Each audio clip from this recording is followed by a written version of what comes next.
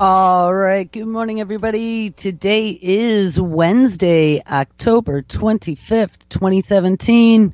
And this is Before the First Cup with Jules here on UCY.TV. Happy Wednesday, everyone. It is a chilly 49 degrees and overcast, and it looks to be soon to rain here in upstate New York. So where did we leave off? Yesterday, we titled the show 5G, millimeter wave, smart cities, Internet of Things, terahertz surveillance, and dangers.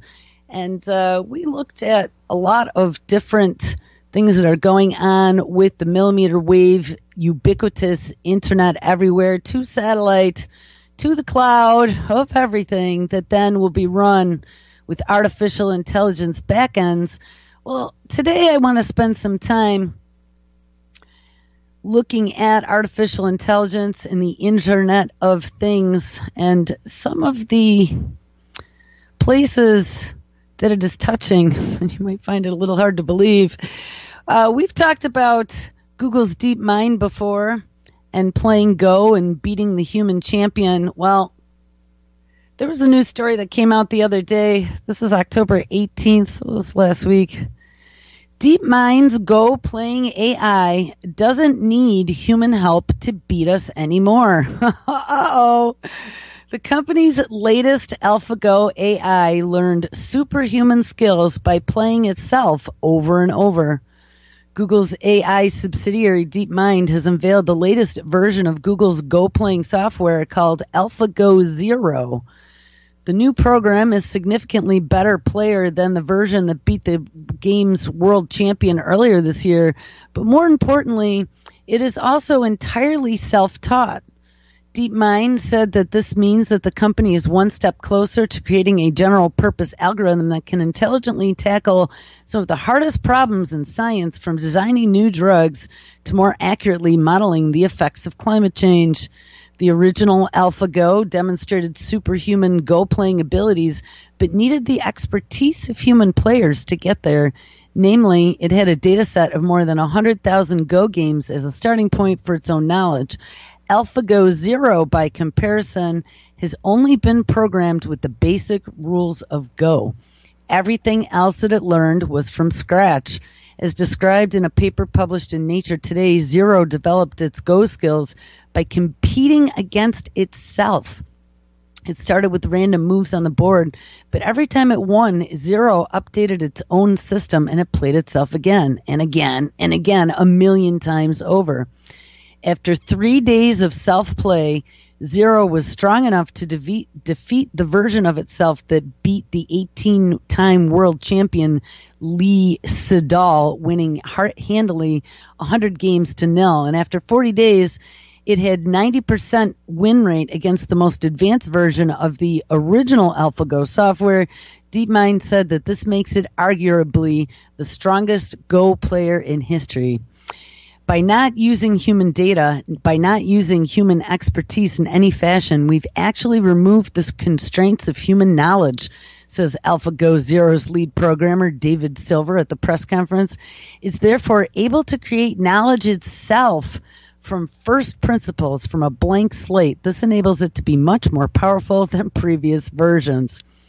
He explained that as Zero played itself, it rediscovered Go strategies developed by humans over millennia, and it started off playing naively like a human beginner, but over time, it played games which were hard to differentiate from human professionals. He said the program hit upon a number of well-known patterns and variations during self-play before creating never-before-seen strategies.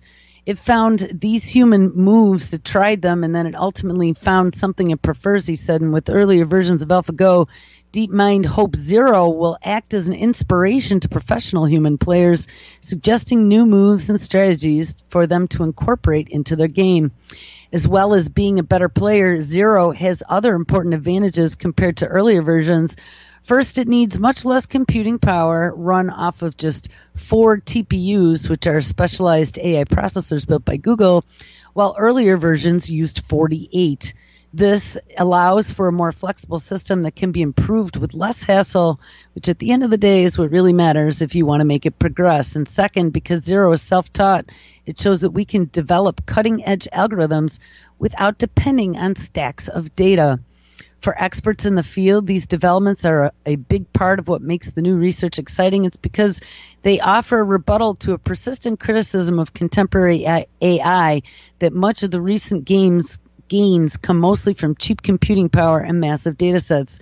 Skeptics in the field, like pioneer Jeffrey Hinton, suggest that machine learning is a bit of a one-trick pony, and piling on data and computing power is helping deliver new functions, but the current pace of advances is unsustainable.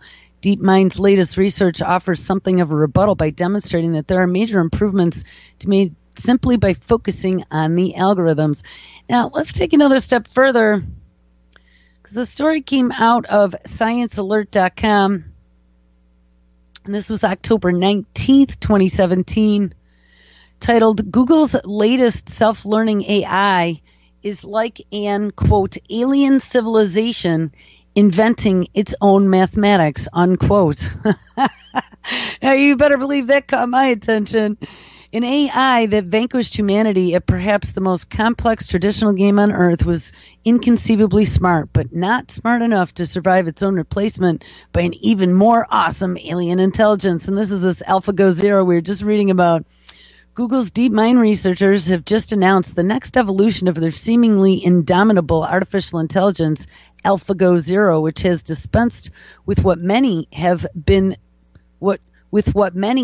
may have been the most inefficient resource in its ongoing quest for knowledge, humans.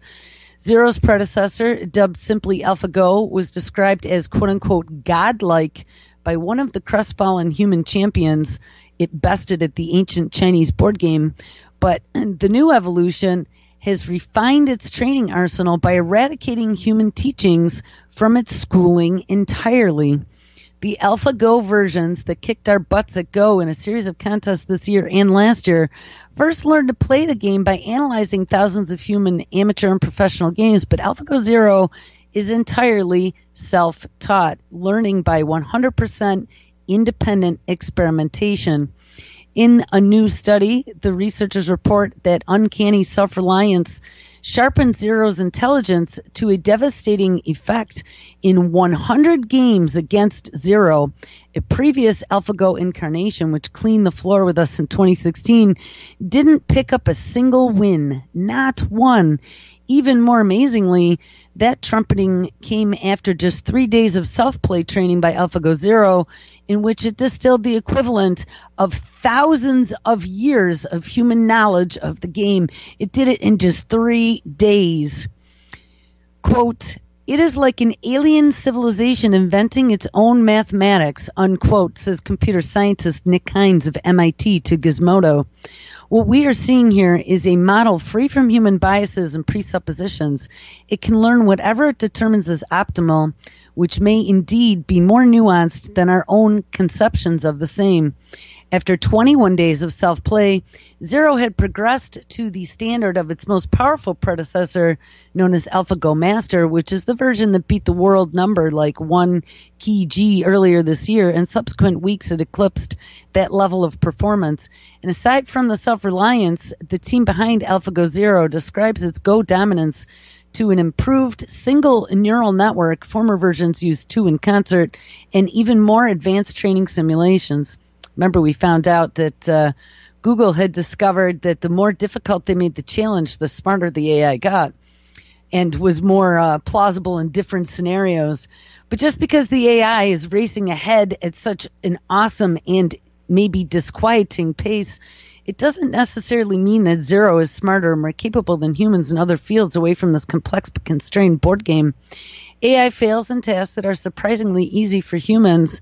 Just look at the performance of a humanoid robot in everyday tasks, such as walking, running, or kicking ball, but not the AI one.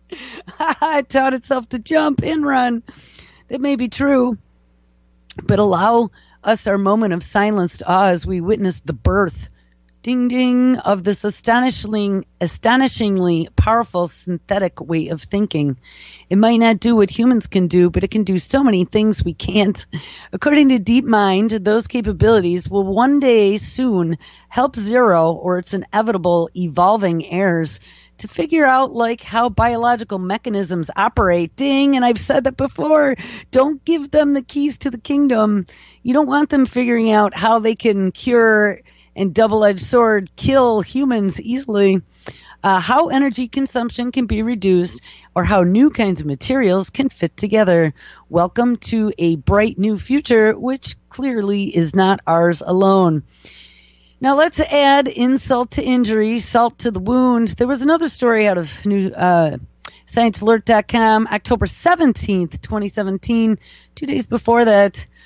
Google's machine learning software has learned to replicate itself. So not only do we have superhuman intelligence that they're developing, but now some of their machine learning software can self-replicate. Back in May, Google revealed its AutoML project. We read about this before, which is AI designed to help them create other AIs. Now Google has announced that AutoML has beaten the human AI engineers at their own game by building machine learning software that's more efficient and more powerful than the best human-designed systems. AutoML recently broke a record for categorizing images by their content, scoring 82%. While that is a relatively simple task, AutoML also beat the human-built system in a more complex task integral to autonomous robots and augmented reality, marking the location of multiple objects in an image. And for that task, AutoML scored 43% versus the human-built systems at 39%. And while these results are meaningful because even at Google, few have the requisite expertise to build the next generation AI systems, it still takes ratified skill sets, except for the one we just read about, the one that was learning by itself. But once it's achieved, it'll change the industry. Today, these are handcrafted by machine learning scientists. Literally only a few thousand scientists around the world can do this. Wired reports Google CEO Sundar Pichai said, "We want to enable hundreds of thousands of developers to be able to do it." Much of the meta-learning is about imitating human neural networks and trying to feed more and more data through those networks. This isn't, to use an old saw, rocket science, but rather a lot of plug-and-chug work that machines are actually well-suited to do once they've been trained. The hard part is imitating the brain structure in the first place, and at scales appropriate to take on more complex problems. It's just easier to adjust an existing system to meet new needs than it is to design a neural network from the ground up. However, this research seems to suggest it is a temporary state of affairs. As it becomes easier for AIs to design new systems with increased complexity, it will be more important for humans to play as a gatekeeper role. Yeah, don't give all the keys to the machine. AI systems can easily make biased connections accidentally or maybe on purpose, such as associating ethnic and gendered identities with negative stereotypes. However, if human engineers are spending less time on the grunt work involved in creating these systems, let's let them self-replicate. They will have more time to devote to oversight and refinement. Ultimately, Google is aiming to hone AutoML until it can function well enough for a programmer to use it for practical applications. If they succeed in this, AutoML is likely to have an impact far beyond the walls of Google as they turn their army of millions of programmers onto their software to integrate it into everything and anything to pull statistics on you. Wired reports, Pichai stated at the very same event from last week that we wanted to democratize, ding, there's that word, this, meaning that the company hopes to make AutoML available outside of Google for the world to destroy itself.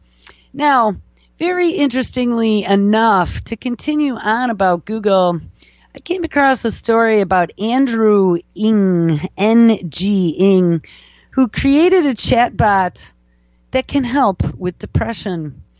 Now, getting into mental health, we've looked at the 21st Century Cures Act and how they've utilized that and the Brain Initiative inked by Obama to kind of push some of these diagnosing mental disease on a spectrum using quantitative analysis of biostatistics.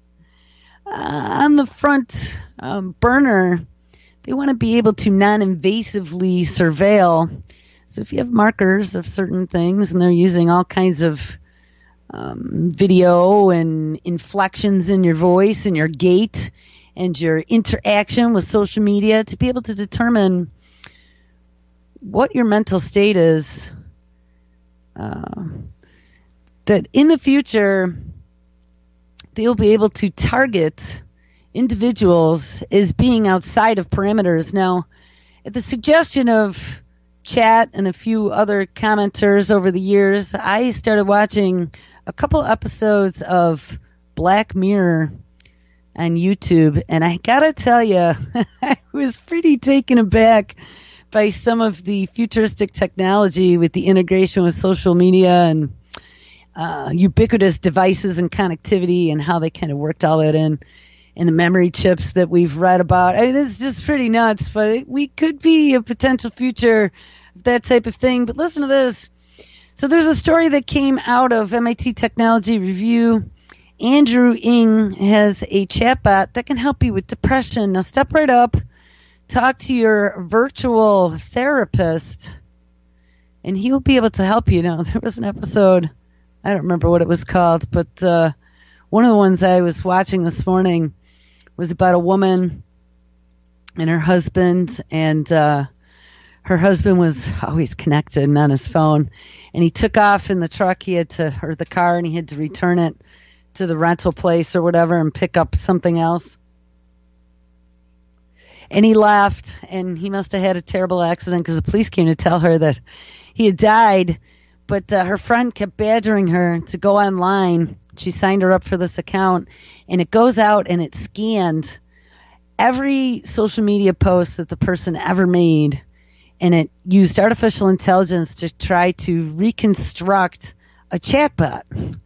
And when you started conversing with this thing, they tried to impersonate the personality of the person whose social media profiles they scanned and analyzed. Well, it got even worse than that because it encouraged her to upload in a lot of the Black Mirror episodes. It seems to be maybe 10, 15 years into the future with the integration of our devices and the Internet of Things, but everyone is like ultra connected, whether it be by some sort of little seed implant or by their phones or by in their little Agenda 21 apartments. The walls are all lined, and they have to use qubits that they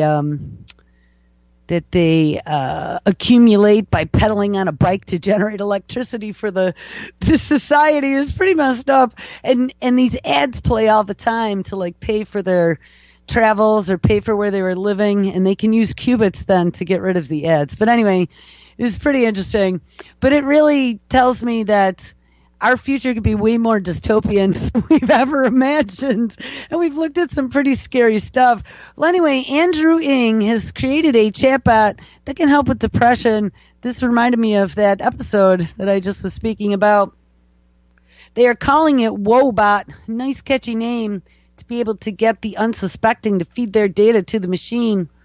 Woebot combines cognitive behavior therapy with advances in natural language to create a virtual counselor. Now, who is Andrew Ng? Well, Andrew Ng is a Chinese-American computer scientist. He is a former chief scientist from Beidou. Remember, Beidou is the Chinese Google, where he led the company's artificial intelligence group. He's also an adjunct professor at Stanford University, and look at his history here. He was born in the UK in 1976. His parents were both Hong Kongers. He spent time in Hong Kong and Singapore and later graduated from the Raffles Institute in Singapore. He received his undergraduate degree in computer science at where? Oh, Carnegie Mellon University. Wasn't that where they discovered where that mayhem came out of? And he earned his master's degree from MIT in Cambridge, Massachusetts, and his PhD from UC Berkeley. And they're all parts of the lizard's pit that we've read about. And he started working at Stanford during that year, and he currently now lives in Palo Alto. His career was a professor at Stanford University Department of Computer Science. He also worked for Google somewhere in here along the way. In 2011, Ng founded Google Brain Project at Google, developing a very large-scale artificial neural network using Google's distributed computer infrastructure. Among its notable results was a neural network trained to use deep learning algorithms on 16,000 CPU cores that learn to recognize high-level concepts such as cats after only watching YouTube videos and without ever being told what a cat is. The project's technology is currently being used in Android's operating system's speech recognition software. Ding, ding, ding. You didn't know about that one.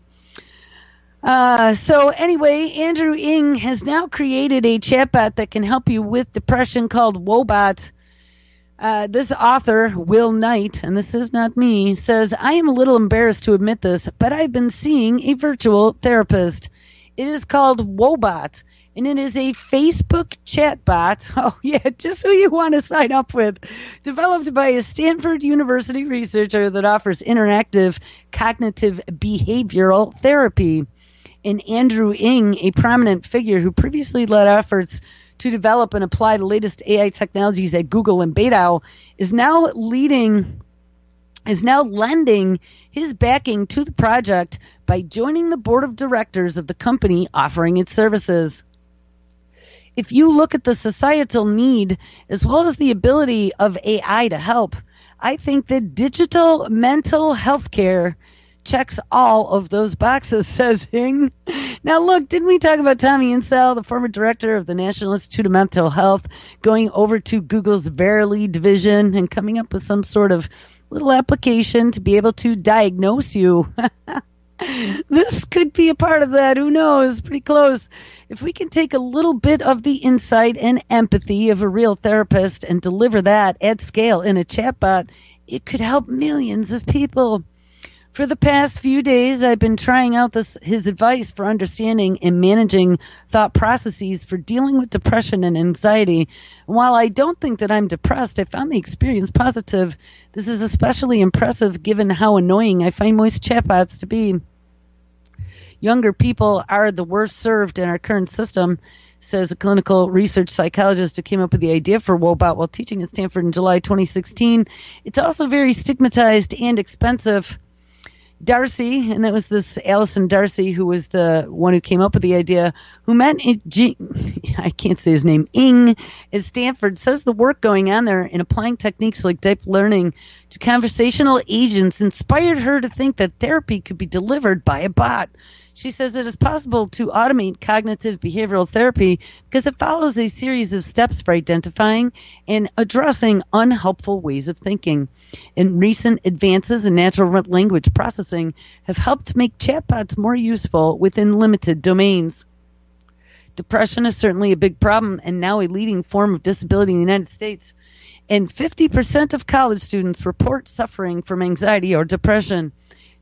That's understandable. Darcy and I still have nightmares at times. Darcy and colleagues tried several different prototypes on college volunteers, and they found that the chatbot approach to be particularly effective.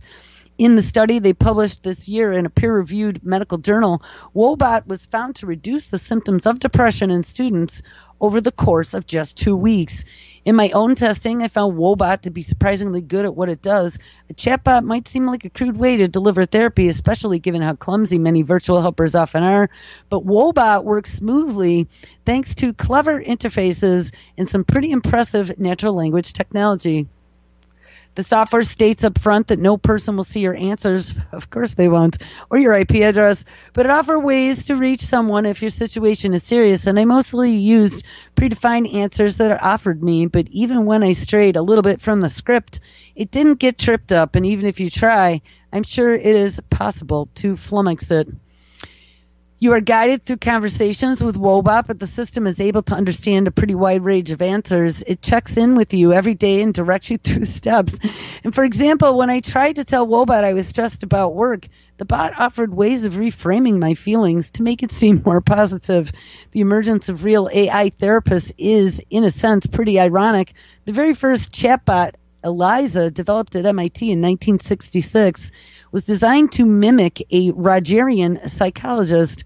Eliza used a few clever tricks to create the illusion of an intelligent conversation.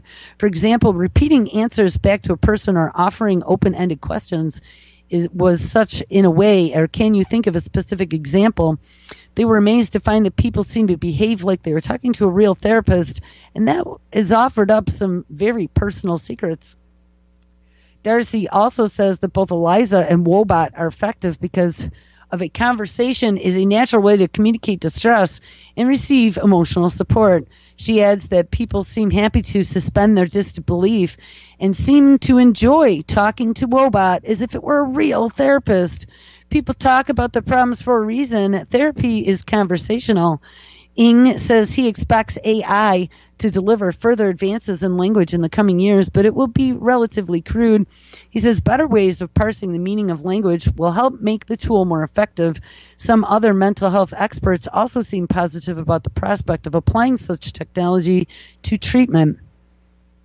To the extent that Wobot can replicate the way therapists can help explain concepts and facilitate trying out new coping skills, this approach may be even more helpful than working through a workbook, says a professor of psychiatry of the University of Pennsylvania and an expert on cognitive behavioral therapy. There's good evidence that people with milder levels of depression can benefit from various kinds of online or web-based therapy approaches. So now they're going to replace the therapist. But they say the studies have shown such technology work best in conjunction with help from a real person. Sometime with a real therapist is helpful, he says. So, I don't know. The guy that worked for Beidou and then for Google is going to start learning about what makes you tick in your head. Now listen to this. So as you're feeding all this data to the machine, this is November 13th, 2016, out of Forbes.com. With the Internet of Things and big data, which would be your psychiatry answers that you're feeding to your online therapist, 92% of everything we do will be in the cloud. You don't have to be Sherlock Holmes to tell you that cloud computing is on the rise and that cloud traffic keeps going up. And however, it is enlightening to see the degree by which it is increasing, which is in essence about to quadruple in the next few years. By that time, 92% of workloads will be processed by cloud data centers versus only 8% being processed by traditional data centers. Cisco, which does a decent job of measuring such things, just released estimates that show that cloud traffic is likely to rise 3.7-fold by 2020, increasing 3.9 zettabytes per year in 2015 to 14.1 zettabytes by 2020. The big data and associated Internet of Things are a big part of this growth. And by 2020, the database, analytics, and Internet of Things workloads will account for 22% of total business workloads compared to 20% in 2015. The total volume of data generated by the Internet of Things will reach 600 zettabytes, and that would include surveillance on you by 2020, 275 times higher than projected traffic going from data centers to end-user devices, and 39 times higher than the total projected data center traffic. And remember, this is all going to be facilitated by 5G and millimeter wave ubiquitous connectivity. Public cloud is growing faster than private cloud growth. And the survey also found that by 2020, 68% of the cloud workload will be in public cloud data centers, places like Google, from 49% in 2015. And during the same time period, 32% of the cloud workload will be in private cloud data centers, down from 51% in 2015. As the Cisco team explains it, much of the shift to the public cloud is likely to be part of a hybrid cloud strategy, something called cloud bursting. We used to do this a long time ago as an example of a hybrid cloud where daily computing requirements are handled by a private cloud that would be your internal network. But for sudden spurts of on-demand, the additional traffic is bursted and then is handled by the public cloud, and then you pay for that.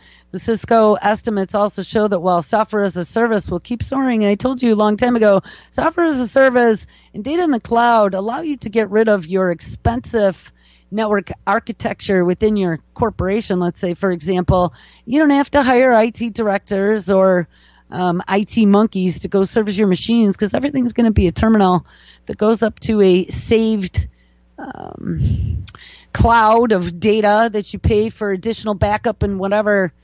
So you don't need any infrastructure anymore. It's all going to be bag tagged and scanned. So you don't know who's going to have their hands in your cookie jar. But software as a service will keep soaring, so you don't have to buy Office upgrades. You just subscribe to them on a monthly basis. So there will be less interest in infrastructure as a service. But by 2020, 74% of total cloud workloads will be software as a service, up from 65% at this time.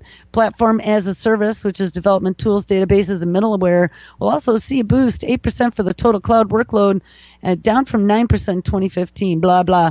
Cisco analysts explain that the lower percentage growth, I'm not going to get into all that.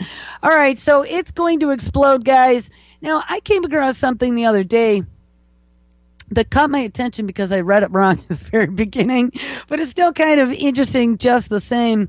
This was an ad on the side of an article that I was reading, and it says metabolic monitor for home. And then on the second row, it says cages. And I was like, for home cages? What does that mean? Metabolic monitor for home cages. Well, listen, not too distant future, with this rollout of the medical Internet of Things and Dr. Smartphone, they're going to be able to pull biostatistics on every single one of us. We found out with millimeter wave, they will even be able to get your heart rate and your breathing rate remotely in a crowd.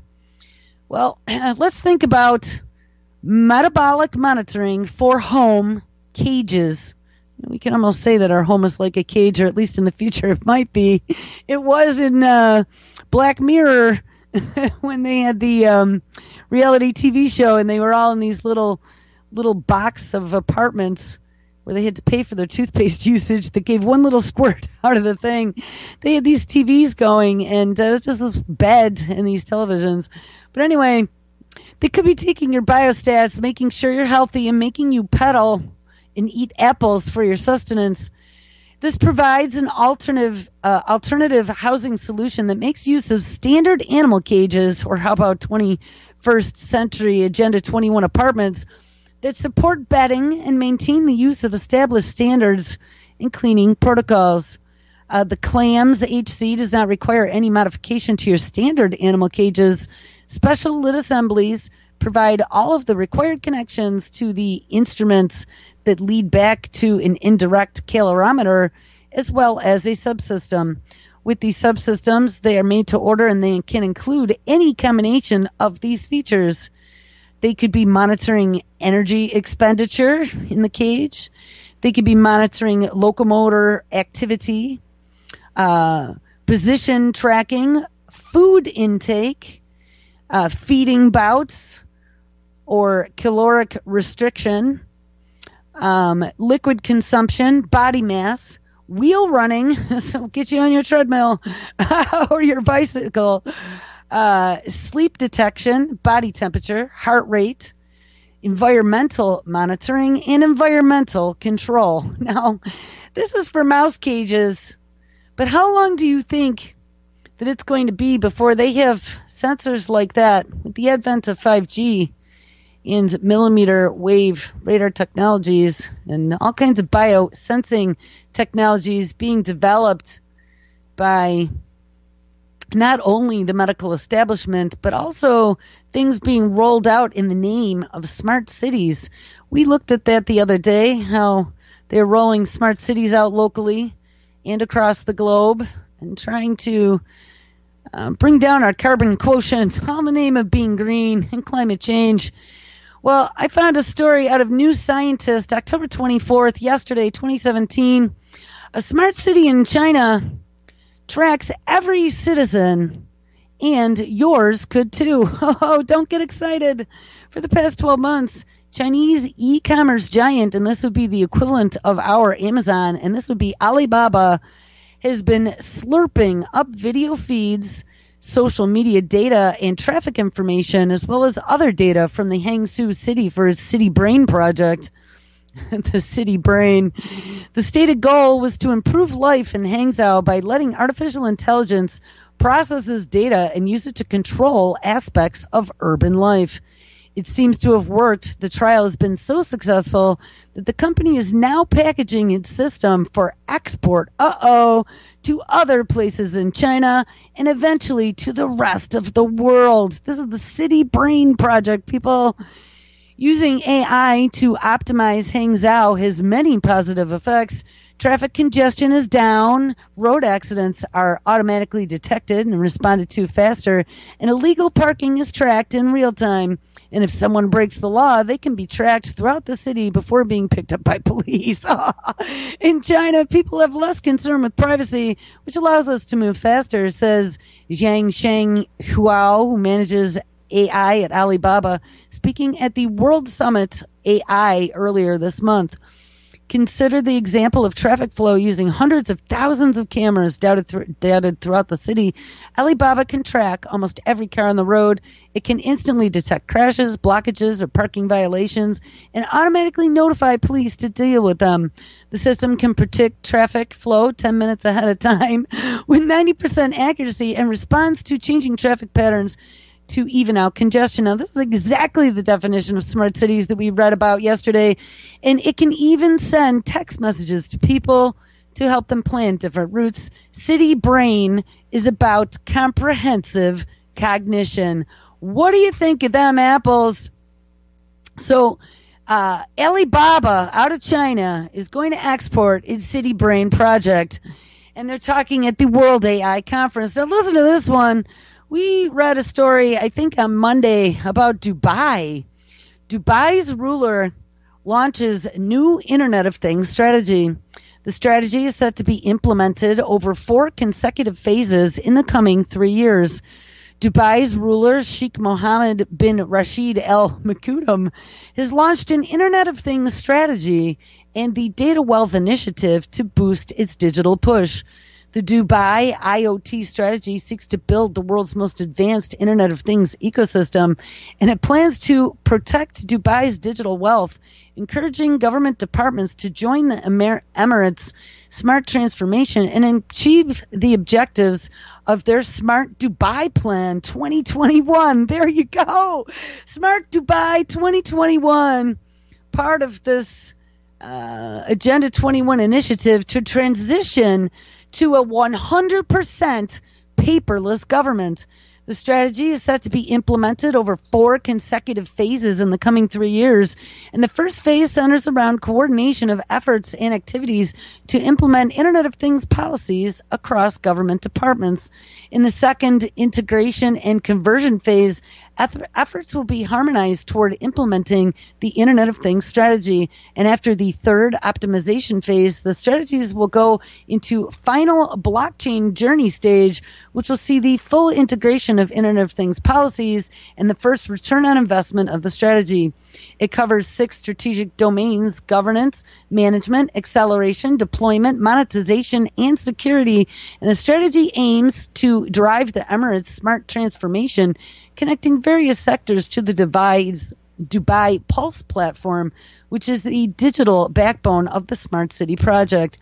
Meanwhile, the Data Wealth Initiative consists of data storing, data processing, smart technology transformation, paperless transaction policies and systems such as blockchain, digital signature and ID, ding ding, smart living and clean energy, among other elements. It consists of 121 smart initiatives, 200 databases, and 1,129 smart services, and is expected to generate 33.8 billion, whatever their doobies are, into monetary in 3 years' time, as IoT reaches 17.9 doobies in value by 2020. Meanwhile, open and shared data is expected to add to this, while blockchain applications in government departments adds an additional 5.5 billion in GDP by 2020. Now listen to this. I found an update to the story, just even more bizarre. This is titled, "The Real Reason Why the United Arab Emirates Has Appointed a Minister for Artificial Intelligence." The second largest economy of the Arab world is quietly switching from oil to artificial intelligence. In a world's first, the UAE on Thursday, and this was dated October 21st, 2017, so this was just a few days ago. In a world's first, the UAE on Thursday appointed a minister of artificial intelligence, which is also the first such acknowledgement by the Arab world that these indeed are the technologies that are going to shape economies around us. Omar bin Sultan Al Omar, 27, will spearhead the UAE's ambition to be at the forefront of the global technological revolution, which will see its planning to build homes on the planet Mars by 2117. So apparently the UAE has a Mars mission too. The UAE plans to have a fully functioning city of 600,000 people on Mars. If we aspire in the coming century to develop science, technology, and our youth's passion for knowledge, tweeted Sheikh Mohammed bin Rashid Al Maktoum, the country's vice president and prime minister, and when he announced the project known as the Mars 2117 project earlier this year. The project is driven by that vision. The Emirates, as the country is known, with its ambitious attempt to join an elite club trying to put people on Mars, which includes the U.S., China, and Russia, and a consortium of European nations, not to mention the private efforts by Elon Musk and SpaceX. That ambition, and military contractors as well, that ambition has been enabled by a slipping oil scenario. Energy-rich Gulf Arab nations have scrambled to adjust to the slump in oil prices since 2014. 3 years on, their economies are mired in weak growth and largely just as dependent on crude as they ever were. The UAE is investing in companies and infrastructure that could one day mine minerals and water found on the moon and in asteroids. Ding, ding, ding. The Gulf state has launched a multi-pronged effort to establish a space industry in which it has invested more than $5 billion, and that included 4 satellites already in space and another due to launch in 2018. The interest in space mining has picked up in recent years as Elon Musk and Amazon's Jeff Bezos and others push forward. Goldman Sachs wrote a recent research note explaining that, quote, space mining could be more realistic than perceived, unquote. The bank in the same report said that the storage of water as fuel could be a game changer as by creating orbital gas stations. And that possibility, it seems, is beginning to register with the Arab world. In addition to the UAE's space and AI push, Bloomberg News says that the Saudis signed a pact with Russia in 2015 to cooperate on space exploration. Abu Dhabi is an investor in Richard Branson's space tourism venture called Virgin Galactic. Now, who knew that? So the Saudis are investing in Virgin Galactic. So as we're having all this investment in space, I ran across a story out of spacenews.com, October 21st, 2017. The Air Force adds more than $40 million to a SpaceX engine contract. So he's getting funding from the U.S. Air Force. The U.S. Air Force has provided SpaceX with an additional $40.7 million to support continued development of the company's Raptor engine. The Defense Department contract, announced on October 19, 2017, stated that the Air Force was modifying an existing agreement with SpaceX originally awarded in January 2016 by providing the company with an additional $40.76 million for the development of the Raptor rocket propulsion system for the Evolved Expendable Launch Vehicle program. The statement didn't include additional information about the nature of the work other than it would be completed by the end of April 2018. The work, according to the announcement, would be carried out at NASA's Stennis Space Center, which also hosts engine testing for the Raptor, as well as SpaceX's headquarters in Hawthorne, California, and Los Angeles Air Force Base, home to the Air Force Space and Mission Missile System Center. So he's got a base with the Air Force Space and Missile System Center? How crazy is this? The Air Force issued SpaceX one of several cost-sharing awards known as Other Transaction Agreements, yeah, quote-unquote other, in January 2016 to support the development of engines related technologies for use on future launch systems, ending reliance on Russian-manufactured RD-180 engines that power the Atlas V. Other companies receiving such awards include Aerojet Rocketdyne, Orbital ATK, and ULA.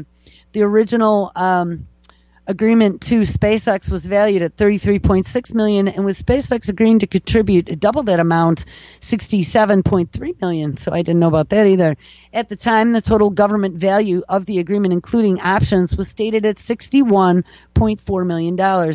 According to the government procedural documents, the Air Force modified that agreement June 9th by adding nearly $16.9 million to the award, not specifying what the funding would be used for. Beyond it was a supplement agreement for work within the scope. And at that time, the total value of the agreement with the options was listed at $95 million.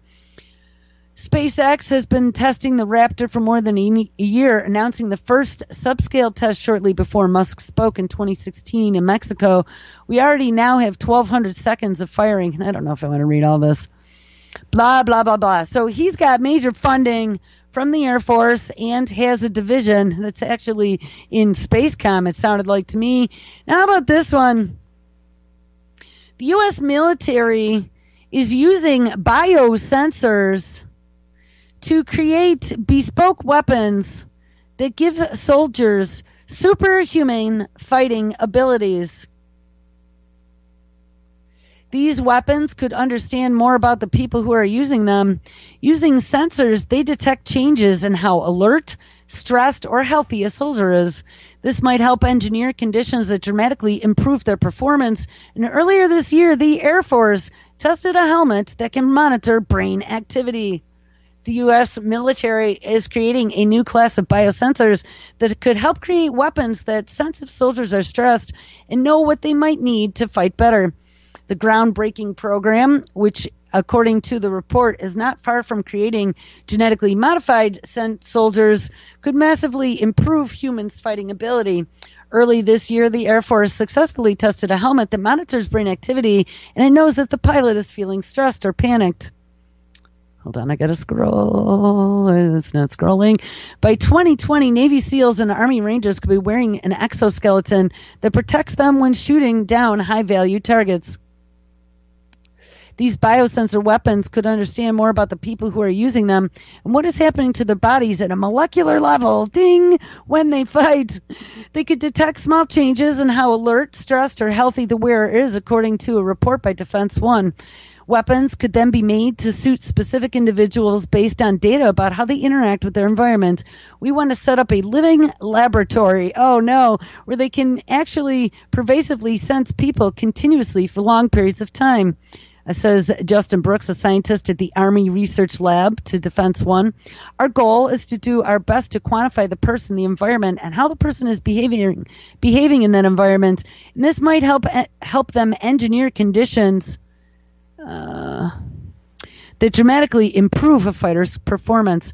According to the report, the U.S. Air Force, the Marine Corps, the Navy, and other special forces are looking to improve troops' performance by looking at their bodies at a genetic level. Ding, ding, ding, ding. Oh, over the past 2 years, the military has bought more than $2 million worth of biomedical tracking devices. One research project is using a laptop camera lens to find out if a person's hemoglobin is oxygenated. This can be used to work out a person's heart rate, and this allows the team to better understand if the individual's mental and physical strengths of each person. We use the technology. The military officials could have a better much understanding of what mission to give each soldier. For example, individuals who enjoy risk-taking are much better suited for dangerous missions. The same individual might be poorly suited for other aspects of military work. I want my system to be able to rely upon, a great memory, poor math capability, and great spatial capability, says Caleb McDowell, the leader of the Center for Adaptive Soldier Technologies. I want the system to be able to say, this person is really creative. How do I tap that imagination when doing this dull task? So tapping into their brains and augmenting the soldiers. Put on a seatbelt, people. So then Vladimir Putin steps up. This was somewhat interesting. This was a few days ago, October 23rd, 2017. Genetically modified superhuman soldiers of the future will feel no pain or fear and be more destructive than nuclear bombs, warns Vladimir Putin. Putin was speaking at a youth festival when he made the claim this week, and he said if scientists play with man's genetic code, killer soldiers could be made. He suggests that the world leaders should agree on strict regulation to prevent the creation of mass-killing soldiers. This got to give you some pause. Genetically modified superhuman soldiers, worse than a nuclear bomb, quote unquote, could soon become a reality, according to Russian President Vladimir Putin. Speaking at a youth festival this week, Putin claims that an army of trained killers could be created if scientists play with man's genetic code. Putin suggested that world leaders should agree on strict regulation to prevent the creation of mass-killing soldiers who feel no fear or no pain. Putin was at a youth festival in Sochi, Russia. That's where they had the Olympics. When he warned that messing with genetic code could have serious consequences, he says, quote, that a man has the opportunity to get into the genetic code created by either nature or, as religious people would say, by God. All kinds of practical consequences may follow. One may imagine that a man can create a man not only theoretically, but also practically. He can be a genius mathematician, a brilliant musician, or a soldier, a man who can fight without fear, compassion, regret, or pain. And as you understand, humanity can enter, and most likely will in the near future, a very difficult and very responsible period of its existence. What I have just described might be worse than a nuclear bomb. Putin suggested that world leaders agree on strict regulation to prevent the creation of mass-killing soldiers. And he said, quote, when we do something, whatever we do, I want to reiterate it again, and we must never forget about the ethical foundations of our work. And this is Putin saying this. His warning comes just a month after he revealed fears that AI robots will one day eat us. And I was told by somebody that was a mistranslation. The Russian president was speaking to Arkady Voltsov, the chief of internet firm Yandex, during a tour of the company's Moscow headquarters. Voltsov was discussing the potential of AI when Putin was caught by surprise by asking when the technology will eat us. According to the state-funded Russian broadcaster RT, the question baffled Voltsov, and he replied, I hope never. After a pause, he then explained that other machines are better than humans in certain areas, giving examples of an excavator being better at digging than a person with a shovel. He added, but we don't get eaten by excavators. Putin, however, was unimpressed. He interjected, simply saying, they don't think. Putin Also, at the beginning of September, Putin also said that AI is the future not only for Russia, but for all of humankind.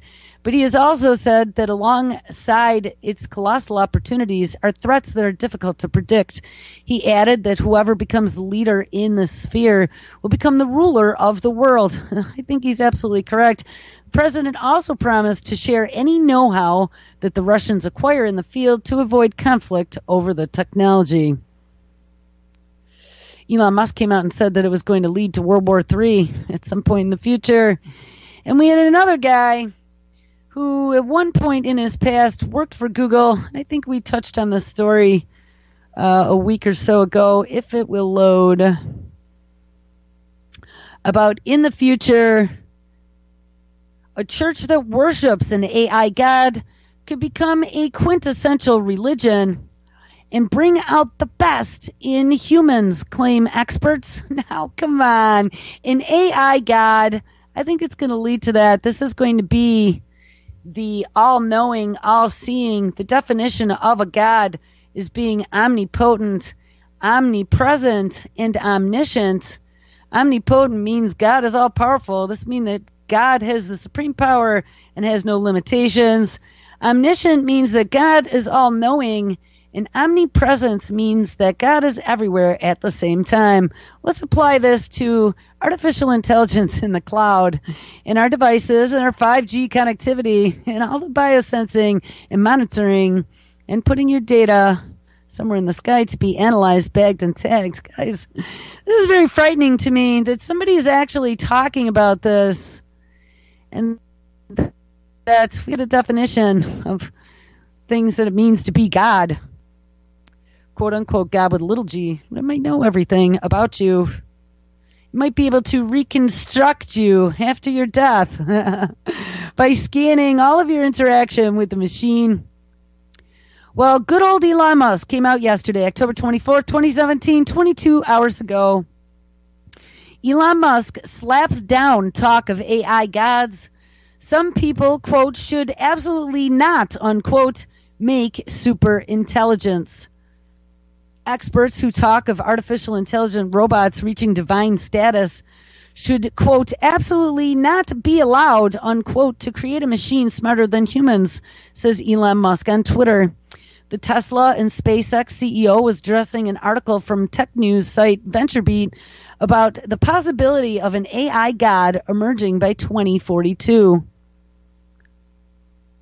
Hold on, we got to scroll past his tweet embedding. It's having trouble at 95%. One of the experts cited in the feature, which was a former Google self-driving car engineer. Oh no, hold on, it scrolled too far. My computer is on syrup.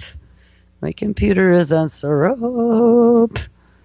I hate having to sing. All right, anyway. He was working on the Google self-driving car, and one of the experts cited in the feature, a former Google self-driving car engineer. Oh, my browser. Hold the phone. We are going to do the... Oh, here we are. Established a non-profit religious organization called the Way of the Future. And the firm's mission statement reads, to develop and promote the realization of a Godhead based on artificial intelligence and through understanding and worship of the Godhead contributes to the betterment of society. Lewandowski, which was the guy's name, was at the center of a lawsuit between Uber and Alphabet's Waymo unit, the latter of which accused Lewandowski of stealing trade secrets related to autonomous vehicles and taking them with him to Uber. Another expert, Vince Lynch, said that there was a commonality between AI and religion. Lynch's company, which was called IV.ai, demonstrated a model whereby a computer could write new verses from the Bible. Oh, no. Musk is known to be vocal on the subject of artificial intelligence, and the entrepreneur signed an open letter back in August urging the United Nations to take action against the development of killer robots. We need to make a UCY.TV t-shirt with that. And a month later, the executive said an international push from countries for AI superiority could be the most likely cause of a third world war. Musk's Tesla business is involved in development of AI technology, is a forerunner in the drive for autonomous vehicles. And all right, guys, make sure you stick around. I will try to catch up with you tomorrow.